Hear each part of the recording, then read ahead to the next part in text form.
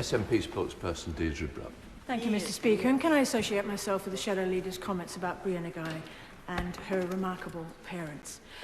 Mr. Speaker, last week I asked the Leader about the cost of the Tories' secret and highly sensitive State of the Union report to Cabinet. Hansard records that not one word of her answer reflected my question, not one syllable. Instead, she read out to the chamber a video script, in fact, about bingo and a joke about monkeys. The week before, I asked the Leader about the Electoral Commission's concerns over Tory voter ID plans. Again, not one word in Hansard about Tory voter ID, not a peep.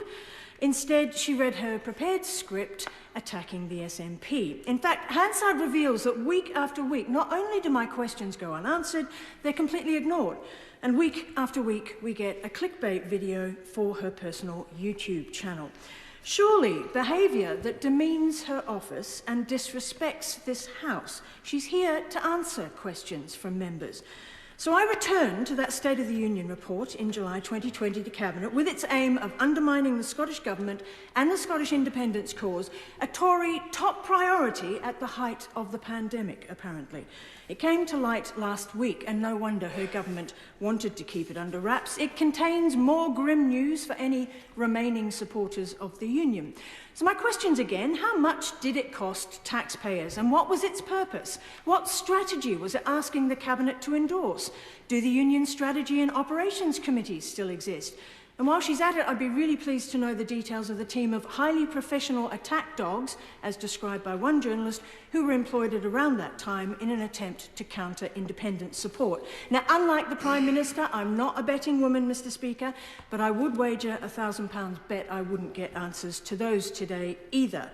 So I will be writing to the Leader with all the questions she's ignored, just this year, for starters. My question today, though, really just needs a simple yes or no. And then I challenge her to sit back down and resist the video script, and it is this. Will she, at the very least, attempt to find answers to my questions when she receives them in writing, as she refuses to here?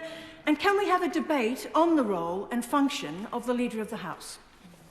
Leader.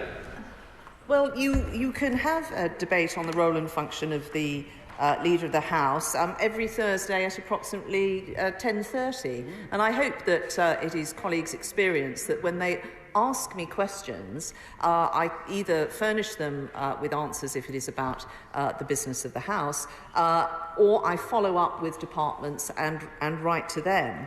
I'm afraid that, as Hansard will show, the Honourable Lady's questions to me and to various departments are sometimes hard to fathom.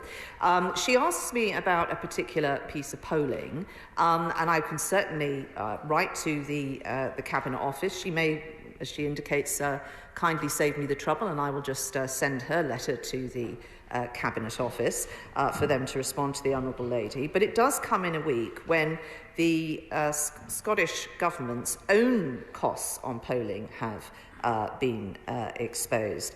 I hope that honourable members would disagree with the Honourable Lady's assessment that I demean my office, although it is high praise indeed from the Scottish National Party. I think my party has some way to go before we reach 22 live police investigations.